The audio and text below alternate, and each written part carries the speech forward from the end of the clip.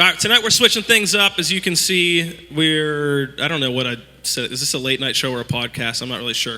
We're doing something different. We're going to have a panel with some of our leaders who we'll bring up here in a minute. But first of all, just to kind of recap, we've covered several Psalms so far in our series. I hope each of you have been able to take home some tools, something to use whenever you're struggling emotionally. When we talk about mental health, emotional health, we're not talking about only like your lowest points. Certainly that applies, but even just our day-to-day struggles, the scripture, the Psalms can speak to us. So I hope you've been able to take something home, maybe that's helpful for you, maybe that's something that's helpful if a friend is struggling. The first 3 Psalms we looked at and talked about were about how God speaks to us through his, do you guys remember, through his word? Yeah? Through his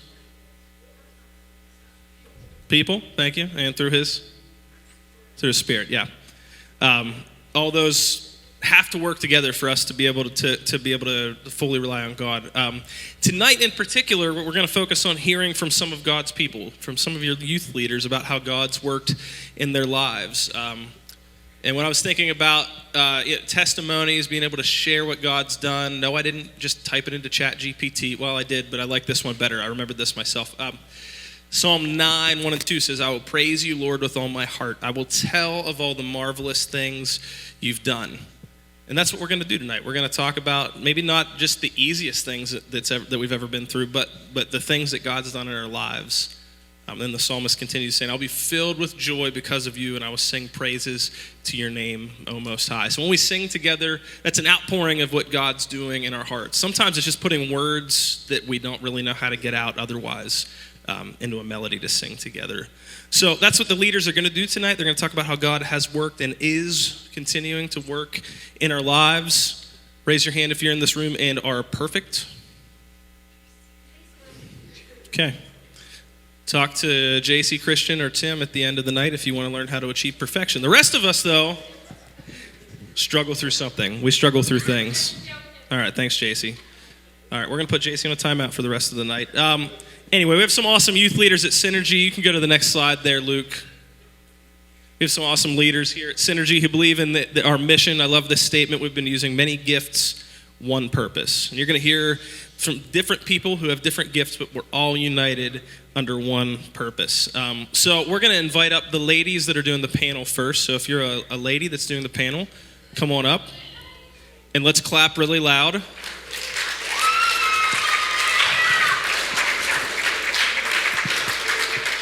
Just be careful not to push the couch back. It's like, yeah, as long as you sit down, you're good. Yep. Okay. All right, there's 2 microphones there. I don't know if they're on. You might need there's a button on the front. Push. Hello? Oh, it is on. Is that one on, Nikki? JC can help you if needed. Okay. What number do you have, Miriam? 5. Nikki, what number do you have? 4 and 5. So, Jude, I have Sam's mic. Or no, whose do I have? JC's? Yeah. And they have Lily and Lorelai's mic, so Jude knows who to turn up. Oh, goodness. Okay. All right, so we're just going to get down the line. Introduce yourself. Obviously, share your name, because not everybody might even know that. Then just share a little bit about your upbringing and how you came to know Jesus. Do I get to start? Yeah, go ahead. Okay. I'm Miriam Park. I have a couple kids in here. Jack and Alice, if you know them, they're like the best. My background, I grew up in a Christian home. My dad was actually a pastor when I was a little kid. And from an early age, like, I knew the Bible was true. I believed everything about God. I believed everything my parents said. So that part was easy for me. But I was also, after my dad was a pastor, he was till I was like in kindergarten. The churches we went to after that were very guilt and fear motivated. So I grew up with a lot of fear. I was afraid that the rapture would come. That's where Jesus comes back to take all the believers and everyone else is left, if you don't know that. And I would get up in the middle of the night and run upstairs in a panic just to make sure my family was still there. There was a lot of that. And I prayed repeatedly. I made many professions of faith, but I always felt like there was something just there. I just knew I didn't get it yet. I believed all the right things. but I tried praying new ways and making sure I ticked all the boxes. It just didn't work. I was just looking for a formula, I think. Baptized like 5 times. My pastor would say, baptize so many times you know every fish by their first name. That was me. But I was out with friends one night, and God spoke quietly to me and just said, not necessarily in an audible voice, you don't believe in me. And I was like, of course I do. I'm, arguing in my head. Of course I believe in you. I've always believed in you. And it was like he revealed to me, you're believing in yourself to pray the right thing, to feel the right way, to do the right formula. And at that moment, just the light came on. I was like, oh, I believe you. Take me. And that's kind of my background, just a short bit of my testimony. And that's that.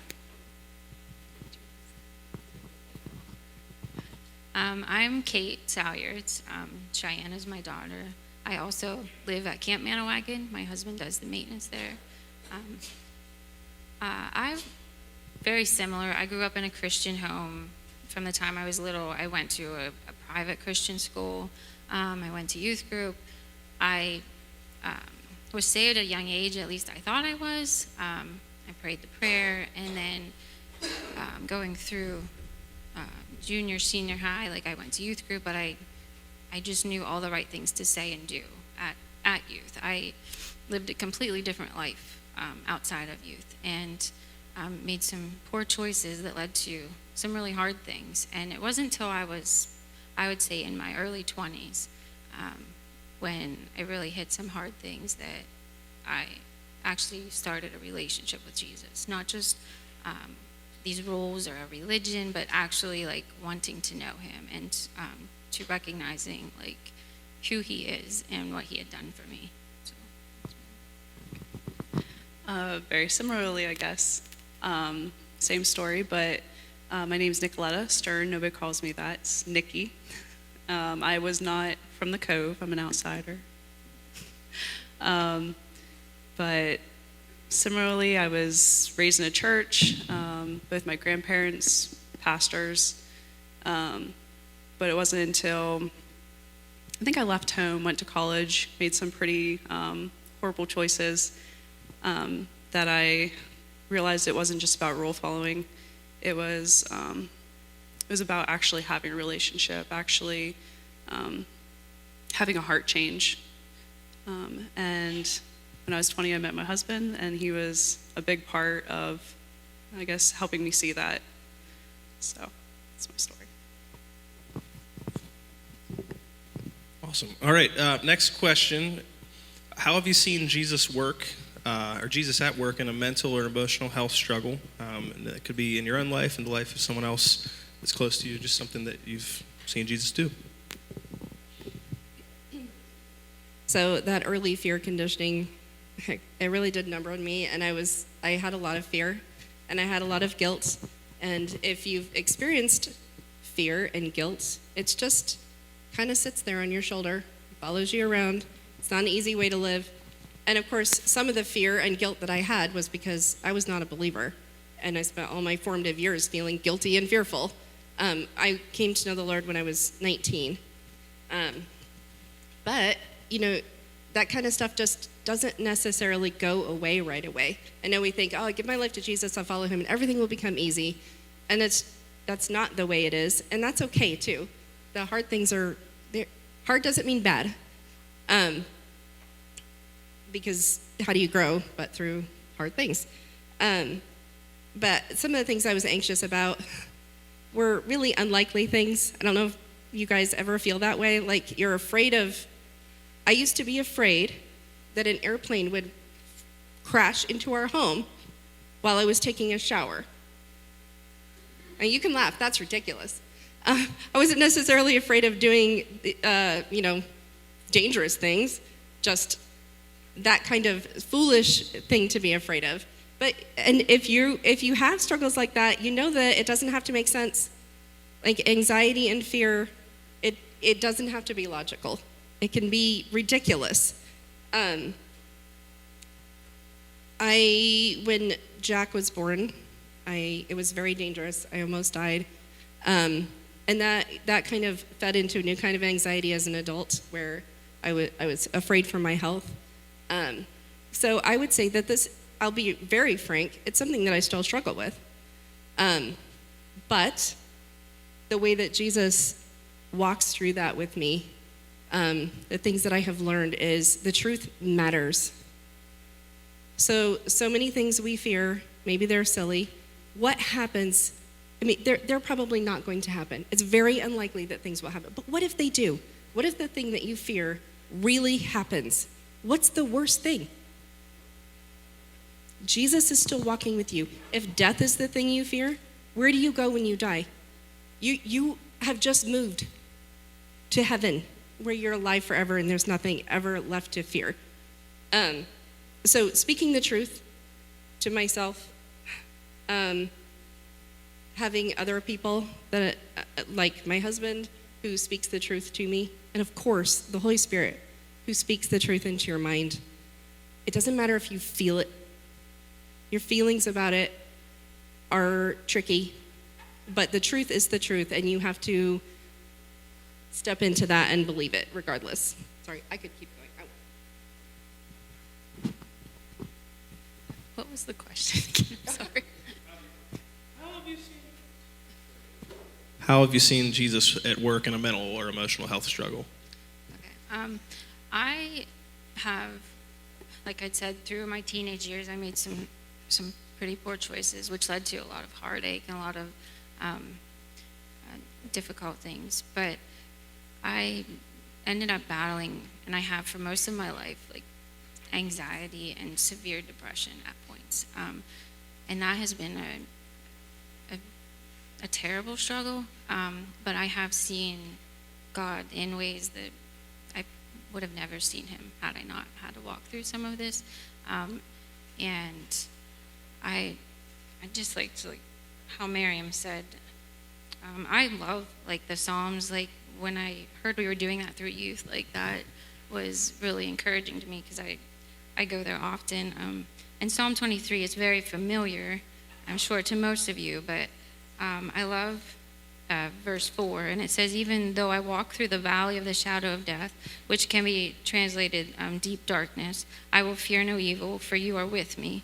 Your rod and your staff, they comfort me. And just that, for you are with me. Like that's something that I have clung to through this is, you know, God's never going to leave me, and he's walking right beside me through that. I'd say for me, I guess in middle school, just the awkward years where you're trying to find yourself, feeling not loved, and I didn't have a word for it then, but going through kind of like a depression, not really connecting with anyone. And that kind of lasted clear up until college.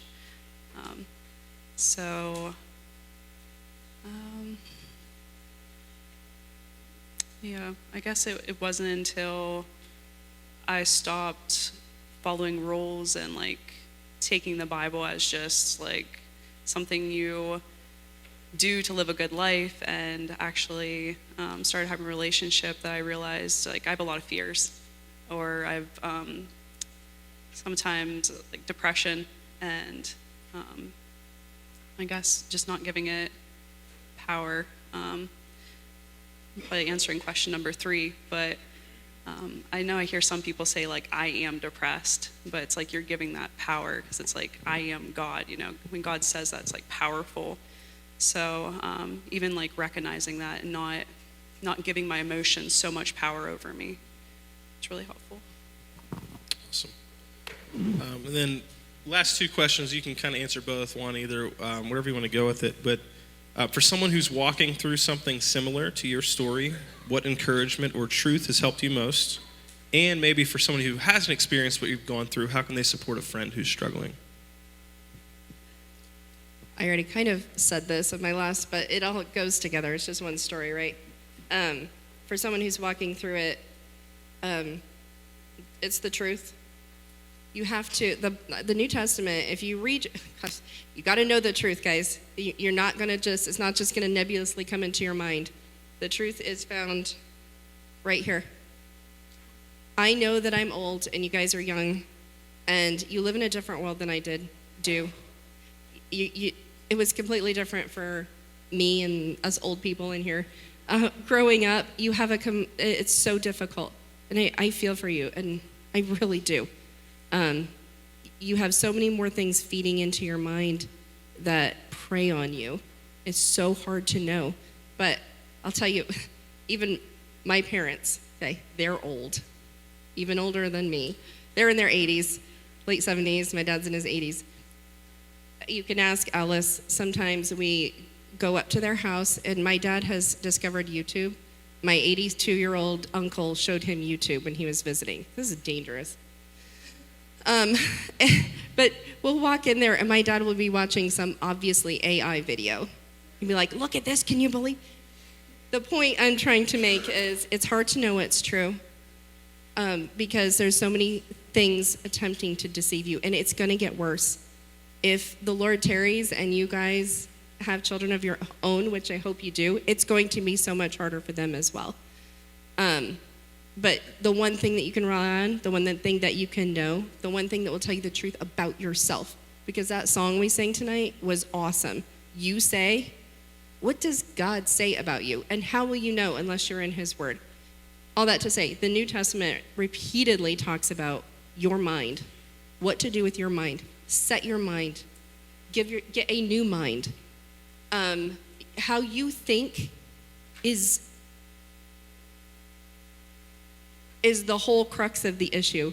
How you think about the truth, how God speaks into your mind. 1 Peter 1 says, therefore preparing your minds for action and being sober-minded, set your hope fully on the grace that will be brought to you at the revelation of Jesus Christ. You have to set your mind. You have to do that. You're responsible for that. And again, in 1 Peter 4:1, since therefore Christ suffered in the flesh, arm yourself with the same way of thinking. You arm yourself. That's not a passive thing. You take up the weapons and you choose to think the right way and know the truth. And for people that if your friend is going through something like this and you're sitting there like, I'm not anxious about anything. Your job, thank the Lord, first of all, that you don't have things like that prey on your mind that way. And also, I guarantee you probably are anxious and you're not thinking about it quite in that way. But your job is to know the truth for them and for you and to share it with them. Biblical truth, what God says about them and the truth.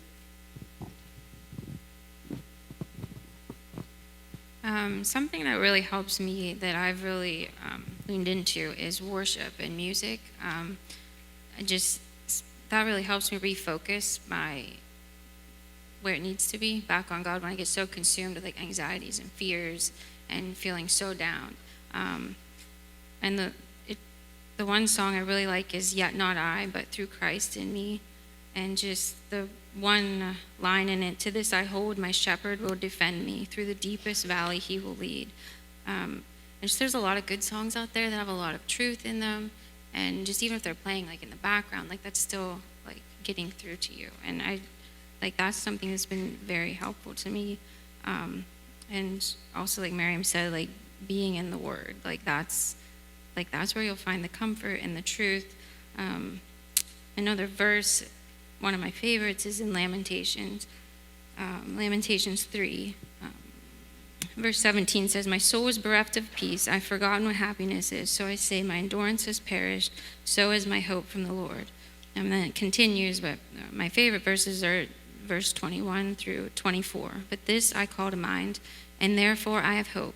The steadfast love of the Lord never ceases. His mercies never come to an end. They are new every morning. Great is your faithfulness. The Lord is my portion, says my soul. Therefore I will hope in him. Our hope is Jesus, and that's where our focus needs to be. And just that reminder of his steadfast love and that his mercies are new morning after morning after morning.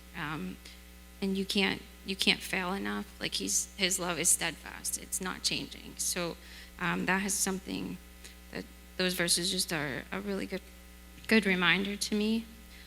For somebody that's walking alongside somebody and not necessarily struggling with it, again, as Miriam said, just reminding them of the truth, encouraging them in that, and they're not always going to receive that, but to continue to not give up on them, and don't always try to fix them right away, because sometimes that's like not very helpful.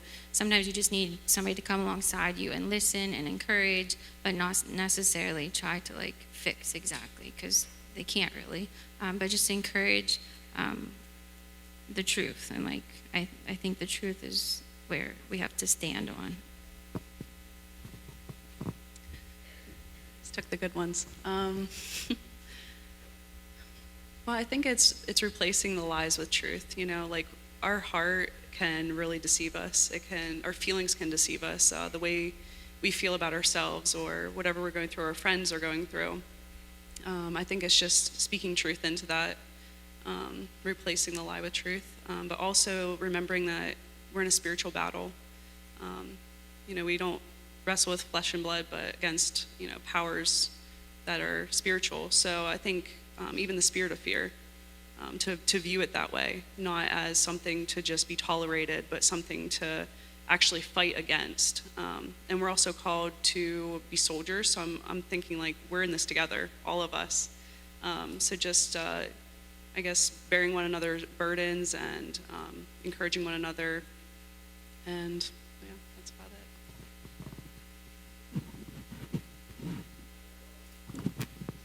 No, we got it.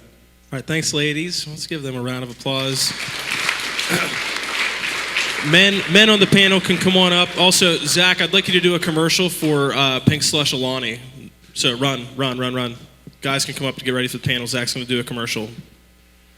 This is brought to you by Pink Slush Alani. I just had one today for the first time in my life, and it changed my life. All right, so who here likes energy drinks? Raise your hand. Shout out Pink Slush Alani. That's what's really kept me going these past couple years, ever since they came out with it. I started following Alani on Instagram recently, and I applied to be an ambassador for their program in the hopes that I Didn't even know this. It's amazing how the Lord works. Oh no, I'm really hopeful that I get that ambassador position, and they just send me a bunch of free ones, because you just have to post on in your Instagram story that. All right, they're here. We can stop the commercial. Oh, okay. Yep. 3 claps for Zach. All right, guys. Down goes Tim. I'll help you up. Well, your wife is just saying how old we all are. Okay. Oh, wow, did you hear that, Tim? Yes. I did tell the ladies, be careful when you sit down, and I was too distracted by Zach, so I forgot about that. All right, fellas, same questions. Number 1, share a little bit about your background and how you came to know Jesus. Hold, please. So I was born in Maine, and my dad was a pastor, and my grandfather was a pastor. And so I was in church pretty much the first Sunday I was alive. Grew up in the church and knew all the Sunday school answers, and pretty rebellious through high school, junior high and high school, got into college, and pretty much just wanted nothing to do with anything biblical at all, ever. At 19, I took a really long walk at about 2 o'clock in the morning and told God to leave me alone, because I didn't want to have anything to do with his church or his people, because I didn't see anything there that I felt that I needed. Ended up going to a small Bible school up in Wisconsin, which was only God that took me there. And I accepted Christ when I was 20. It was like summer just before I turned 21. Yeah. Is that enough? Okay.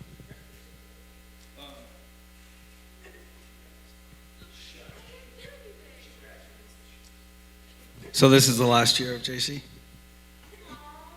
Answered prayers. All right, anyways, my name's Chris. I am not from here. I'm from Texas. I did not grow up.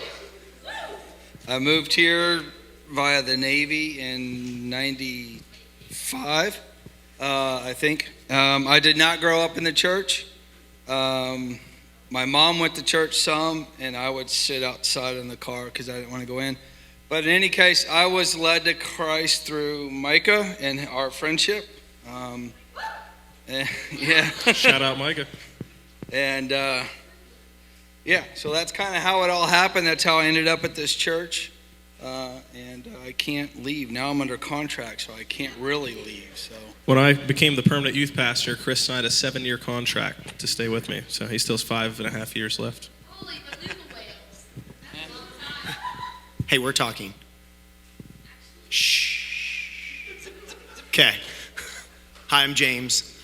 I also grew up in the church, grew up in a Christian home. Got saved when I was like 7 or 8 and was scared into it. Definitely scared into it because person at the time was basically like explaining hell, and I was like, yeah, that freaks me out. So, you know, everybody's like, they're like, raise your hands if you're not saved. I'm like, yep, that's me. But I never really understood it. And 2 years later, in the middle of a thunderstorm, I kind of was like going through fearful thoughts, and then I kind of realized what Christ had done for me on the cross. So then just in bed that night, gave my life to Christ for real. And then, unfortunately, I mean, I'd like to say, like, that's, you know, then I lived happily ever after. But I didn't. Because then after that, I kind of created an image of what I thought God was like in my life, and kind of a false image of who God was. And then I started falling away from Christ as I got into my teen years. And then something, I guess, in one of the other questions I guess I'll talk about, at the point of worthlessness and a struggle when I was about to take my own life was when I then realized there is a God, and this is who he is, and he does love me, and I am worth something, and I do want to give my life for him. So I'll talk about a little bit about that in one of the other questions, but that's the short end. If you really want my testimony, most of the time I ask people, like, how much time do you have? Because I like to talk. I just don't like to talk like this because this is scary. But thank you, JC. And but no, I can go on for hours about my testimony. But anyways, and I do like to talk, but just not with this many people. But one-on-one, I love to talk to people. So Shout out movie night. It'd be a good time to ask. yeah, James movie for a night's story. great, except Yeah. you know, the younger ones sometimes have to, you know, junior Yeah. licenses. Campfires are awesome. So next question, this is kind of what James was getting at. How have you personally seen Jesus at work in a mental health or emotional health struggle? There you go first, Tim. That works. What was the question again? Have you seen Jesus working in like a mental health or emotional health struggle? All right, so kind of back to where I was, at the point of feeling like there was nothing there, at the point of feeling like no one would care if I just disappeared. My parents didn't do anything wrong. They were great parents. It was an own internal mental struggle in my own life where I felt worthlessness. And in that moment, as I was just about to take my life, before I was about to do the act, I kind of started looking up at the trees outside and realizing that like somebody made this, right? Like this is real. If it's real, if it's created, if I'm created, why? Why am I here? What am I here for? And the first thought that crossed my mind, this is kind of weird, but the first thought that stopped me was a curiosity of why. Like, if I'm supposed to be here, why am I supposed to be here? Is it for me? Is it for someone else? What for? And that began a journey then. I think I was 16, 17 at the time. That began a journey of me slowly turning back to Christ and growing close to him. And then I would say another huge kind of mental crisis that I had at one point in my life that I'll never forget was actually after I got married. I think what God was trying to do through it, I'll get to in a second. But I got married and I was like in control. Like, you're a guy. You're supposed to be the protector. You've got a wife. You're going to have kids. Like, this is your castle. Your house is your castle. Like, you're in charge and everything. And God's like, no, you're not. And I will never forget the day. It was like yesterday. I think it was in 2012. I remember where I had heard some, I'm not at liberty to say, but some earth-shattering news concerning some past stuff, some family stuff. And to do. It's 3 o'clock in the morning. I'm sitting out in my living room on my couch, and there's water running down the wall because my roof started leaking that night. Let's just add one thing to another. I was cool with the house just burning down at that point. My wife comes down and she's like, "You okay?" I'm like, but she knew. And I feel like in that moment was when I had to be like, okay, God, you are in control. I am not in control. You are in control. I don't see any good outcome to any of these things. And there wasn't going to be a good outcome to any of these things. But by giving that control to God in my life, God was able to work through it and made some beautiful, beautiful stuff come out from it. That's just the short. Yeah, I think probably emotionally and from an anxiety, or not really depression, but anxiety and emotional struggles, I've seen God work in my life through the men that he's put in my life. And that's pretty important. I think the people you surround yourself with, right, are who you're going to be most like and influence you the most. But the right people will also be a huge support for you. And God has put some godly men in my life that has really been a good guide for me, just a good help. So, yeah, that's what I've seen.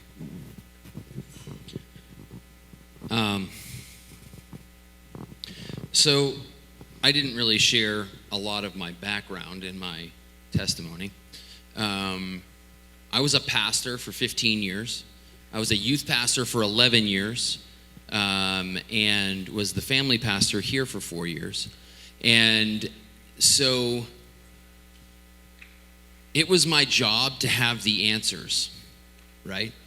Because people would come to me and say, hey, I'm struggling with anxiety, I'm struggling with stress, I'm struggling with, self-worth, whatever. And I guess I never really thought about having those struggles personally, because I never really did. And then I had kids, and some of my children struggled with it. And as a father, watching my children struggle with anxiety and struggle with how to handle it, you can't pull the pastor shtick, because that doesn't work, right? Because they see you at home, and they see you when you screw up and you say a naughty word. You can laugh, it's okay. I did. Okay, good. And, so they see the faults, right? They see the warts and the scars, and they see everything that you are as a human, even though you held a pastor's title.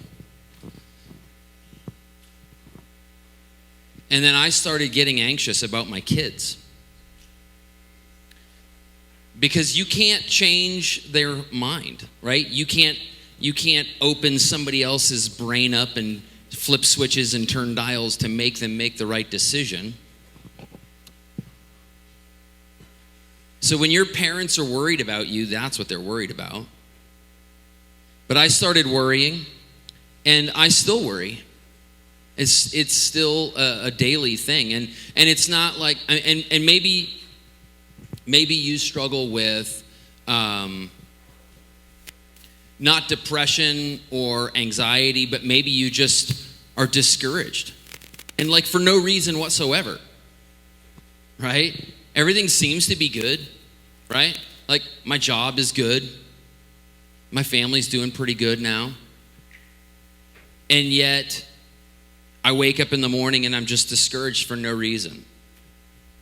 because things aren't how I want them to be right now, right? My checkbook doesn't have, 7 zeros after the first number. No, it doesn't. I promise. I can promise you that doesn't have it. And so you look at it and you're like, okay, so I wish my life would have been different. I passed the 50 mark now. And so I look at the rest of my life and I'm just like, this is not where I expected to be. And so, yeah, I struggle with it. I struggle with it yesterday, right? I struggle with being discouraged yesterday, 2 days ago, 3 days ago. I struggle with it today. It's okay to have those struggles. What it's not okay is to just give up and give into it. Hi, that was fun. Can I move on to question 3? Real quick. Yeah, we're moving to the last section of questions. If the senior band could get ready just quietly while we wrap up, that way we can go right into the song, that'd be great. But yeah, the last couple questions, same as we asked the ladies. What would you say to encourage somebody who's struggling with something similar, or what would you say to somebody who isn't, but helping somebody through that? So Hebrews chapter 10 talks about this in verses 24 and 25. It talks about not forsaking the assembling of yourselves together and encouraging one another. Tell yourself the truth. That's like, if you're not able to have a friend there to encourage you, tell yourself the truth. But here's the problem. And I need everybody to see this, because if you don't get anything else tonight, this is the most important thing. Sorry, not trying to toot my horn here. If you have a cup that looks like this, it holds water, right? If you have a cup that looks like this, what's that going to hold? Nothing. If you don't know Jesus, this is you. Right? This is you, because you don't have the ability to actually function as a successful human being because you don't have Jesus. This is you, right? Once you are a complete cup, you've got to train yourself. And right now is the best time in the world to train yourself. We're in battle currently. And for some of you, you're pretty young to be in battle, but Satan doesn't care how young you are. He's going to attack you anyway. He's going to try and conquer your mind and conquer your heart because he hates you. He hates you because you're made in the image of God, and every time he looks at you, he's reminded of what he rebelled against, and he hates it. He hates you. Don't let yourself fall to the lie that you can figure this out later. I promise you, it's so much worth it, so much better to figure it out right now while you're 11, 12, 13, rather than when you're 19, 20, 21. Because the mistakes that you make right now as a kid, and I'm calling you kids because it, to me, you kind of are.